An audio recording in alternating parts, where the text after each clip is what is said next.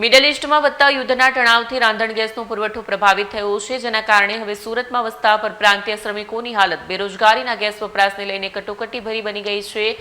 ગેસની બોટલો કાળા બજારમાં 4 થી 5 ગણા ભાવે વેચાઈ રહી છે, જે શ્રમિકોને કોઈ કાળે પરવડે તેવું નથી।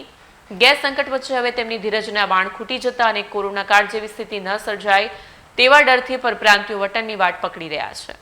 15 દિવસોથી મિડલ ઇસ્ટમાં યુદ્ધની વધી રહેલી કટોકટીને કારણે તેની સીધી અસર રસોઈથી માંડીને રોજિંદા જીવન પર પડી રહી છે। સામાન્ય 1200 રૂપિયાને ભાવે મળતો ગેસ સિલિન્ડર હવે 2500થી લઈને 3000 રૂપિયા કિંમત ચૂકવ્યા બાદ પણ નથી મળી રહ્યો। સવારે 8 કલાકની ઉધના દાનાપુર ટ્રેન અને 10:30 કલાકે તાપ્તી ગંગા ટ્રેનમાં શ્રમિકોની મહત્તમ ભીડ જોવા મળી રહી છે। ટ્રેનમાં બેસવા રીતસર લાઈનો લાગી રહી છે। આ મામલે અંજની ઇન્ડસ્ટ્રીયલ અને વીવર્સ એસોસિએશનના પ્રમુખ વિજય માંગુકિયાએ જણાવ્યું હતું કે અત્યારે તકવાદીઓ ગેસની અછત વચ્ચે તકનો લાભ ઉઠાવી રહ્યા છે।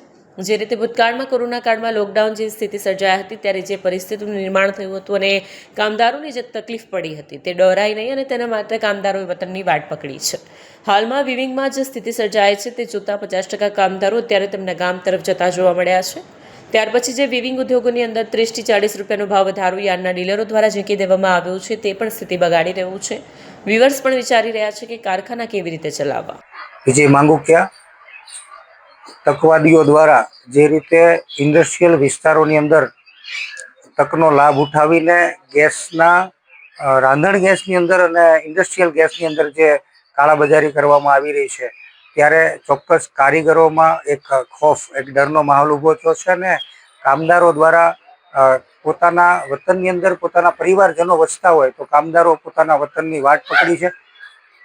ઉપરાંત જે રીતે વિવિંગ ઉદ્યોગની અંદર વિવર્સો અને પડતા ઉપર પાટું છે, 30 થી 40 રૂપિયા જે ભાવ વધારો આપી અને યાર્નના પ્રતિ કિલો યાર્નની જે ખરીદી કરવી પડે છે, એ સ્થિતિનું પણ નિર્માણ થયું છે। અને લોકડાઉન દરમિયાન જે કારીગરોને મુશ્કેલી વેઠવી પડી હતી, એ મુશ્કેલી ફરી વખત ન વેઠવી પડે એવું વિચારીને કામદારો જ્યારે વતનમાં જઈ રહ્યા છે, ત્યારે ઇન્ડસ્ટ્રીઝ બંધ થવા તરફ આગળ વધી રહી છે। ત્યારે તંત્રને અને સરકારશ્રીને હું વિનંતી કરું છું કે આમાંથી ઉગારી લેવા અને ઇન્ડસ્ટ્રીઝ એન કેન પ્રકારે ઇન્ડસ્ટ્રીઝ ચાલુ રહે એવો અમારો ભાવ છે, અમારો પ્રયાસ છે।